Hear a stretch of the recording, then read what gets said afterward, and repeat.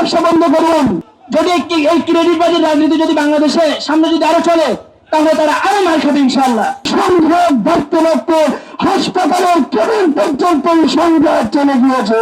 আজকে যারা জুলাই নিয়ে রাজনীতি করছেন, জুলাই নিয়ে নিজের পকেট ভরছেন, তাদেরকে স্পষ্ট ভাষায় বলতে চাই, ছাত্র জনতা বাংলাদেশ এর পক্ষ থেকে স্পষ্টভাবে বার্তা দিতে চাই, আপনারা এই জুলাই ব্যবসা বন্ধ করুন। প্রিয় সুধীর বন্ধুগণ, আমরা দেখতে পাচ্ছি ইতিমধ্যে ছাত্রদল, ছাত্র শিবির সহ জুলাইকে নিজের একদম বাধ্যতার সম্পত্তি মনে করে রেখেছে। আগামীতে যদি দেশে এই জুলাই নিয়ে কোনো অস্থিতিশীল পরিবেশ তৈরি হয়, ছাত্র জনতা বাংলাদেশ সরাসরি তাদের বিরুদ্ধে সোচ্চার থাকবে ইনশাআল্লাহ।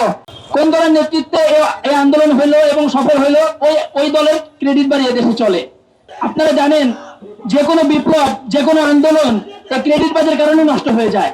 ৭১-এর মুক্তিযুদ্ধ হইলো, এটা আওয়ামী লীগ তার নিজের দলের মধ্যে কক্ষিগত করার কারণে এই ৭১-এর যে সেন্টিমেন্ট নষ্ট হয়ে গেছে ৭৫-এর আগেই।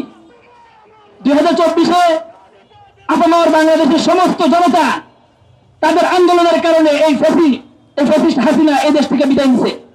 কিন্তু পরবর্তীতে এই জুলাই আন্দোলন কাদের মাধ্যমে হলো?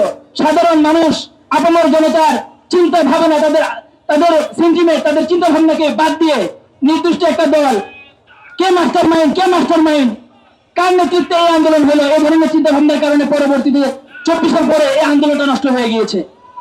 এখন বর্তমানে মানে দলবাজি চলতেছে, ক্রেডিট বাজি চলতেছে। আজকে এই যে জুলাই আন্দোলনে যারা অংশগ্রহণ করছে, তাদের কোনো দাম নাই। এই যে জুলাই যারা মার খাচ্ছে রাস্তাঘাটে, কেন? এই যে ক্রেডিট বাজির কারণে। যদি এই ক্রেডিট বাজির রাজনীতি যদি বাংলাদেশে সামনে যদি আরো চলে, তাহলে তারা আরো মার খাবে ইনশাআল্লাহ। সংঘাত দেখতে দেখতে হাসপাতালের কেবিন পর্যন্ত সংঘাত চলে গিয়েছে। আমরা বলতে চাই, আপনারা সরকারি দল, আপনারাই বিরোধী দল, রাষ্ট্র আপনারাই চালাবেন, রাজনীতি হয়তো আপনারাই করবেন, রাজনীতি করবেন, রাজপথে করবেন, হাসপাতালে গিয়ে অপরাজনীতি করার কোন অধিকার আপনাদের নাই।